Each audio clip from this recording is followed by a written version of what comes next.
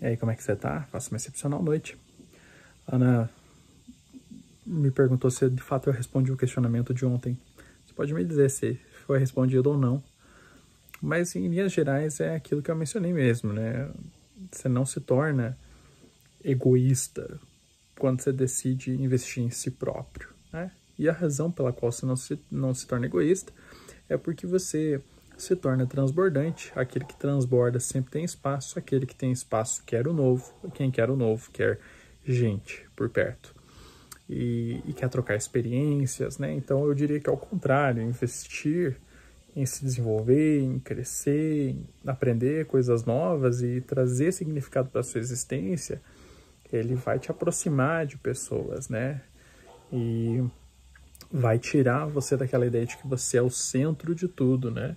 Não quer dizer que você não vai cuidar de si próprio como você cuidaria de alguém que é importante para você, alguém que você ama, mas não vai eliminar o espaço para o outro, né? Pelo contrário, vai te abrir os olhos para as riquezas que habitam nos outros, né? Então isso é importante da gente destacar.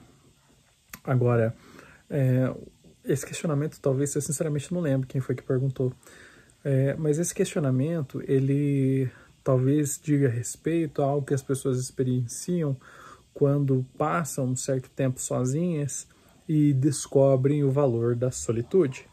E a solitude é algo que é bastante agradável, né? Ao contrário da solidão, onde você deixa de gerar valor para os outros e isso te causa uma angústia existencial.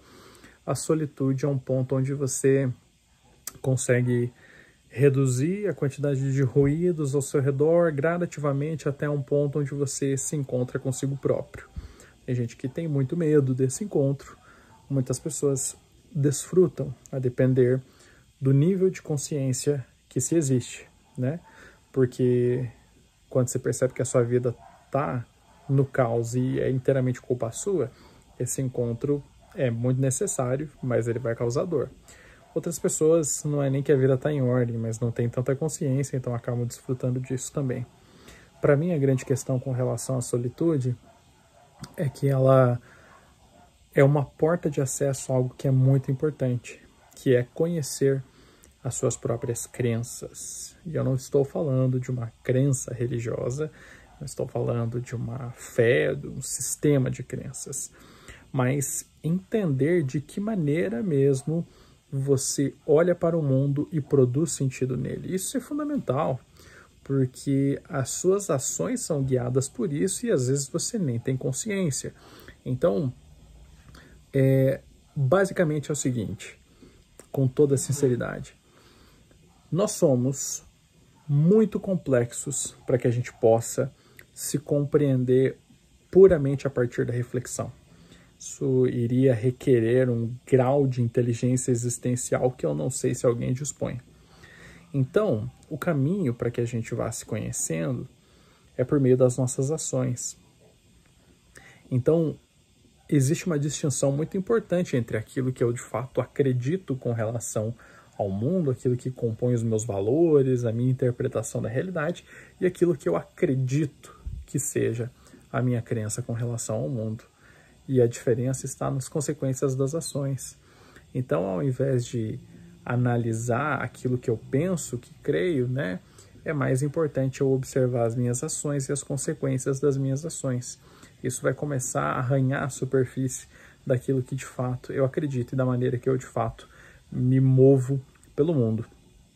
E isso é algo que a gente pode fazer com os outros também.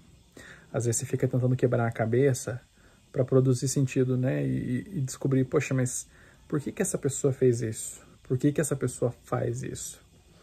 E a gente fica tentando investigar a motivação. E esse é um exercício fútil, porque é algo infinitamente mais complexo do que a gente dá conta de conceber simplesmente abstraindo o nosso pensamento. Então, o que eu te sugiro é que nesses momentos onde você não compreende o porquê o outro faz o que faz, comece a observar quais são as consequências das ações. Porque isso vai te apontar para um sentido de que provavelmente aquilo que motiva essa pessoa a fazer isso são as consequências das ações. Então, se, por exemplo, alguém age de uma forma que voluntariamente busca deixar todo mundo infeliz ao seu redor, talvez o que essa pessoa esteja realmente querendo, esteja sendo motivada a fazer, é tornar realmente todo mundo infeliz, e essa é a consequência das ações dela, inclusive a si próprio. Porque geralmente aquilo que nós infligimos no outro é uma projeção do que muitas vezes nós não conseguimos admitir que queremos fazer a nós mesmos. Então, isso é uma pista muito interessante, né? Às vezes, ao observar o relacionamento mais próximo que as pessoas têm, se consegue ter noções de como está a casinha ali por dentro, né? Como é que está a alma dessa pessoa, porque ela vai projetar isso querendo ou não, né? E é por isso que muitas vezes as pessoas se amargam também, porque elas projetam isso de forma inconsciente e elas esperam aquela reciprocidade, né? Aquilo que eu falei outro dia, envia o boleto chamado gratidão, quando a gratidão tem que ser uma flor que brota espontaneamente, né? Então, em essência é isso. Você precisa de solitude, porque você precisa observar as consequências das suas próprias ações, entender o que elas dizem a respeito, o que elas dizem, né, a respeito da sua alma, o que elas dizem a respeito daquilo que você realmente produz de sentido no mundo, né? Existem pessoas que vivem numa espécie de niilismo, uma relativização da importância das coisas, porque decretar que o mundo não faz sentido, que a vida é sofrimento, ou que daqui a 100 anos nada vai importar, é uma rendição. E existe um chamado muito nobre em enfrentar os seus fardos e tomar uma decisão consciente por tornar essa vida tão significativa que o fato de existir sofrimento no mundo se torne irrelevante.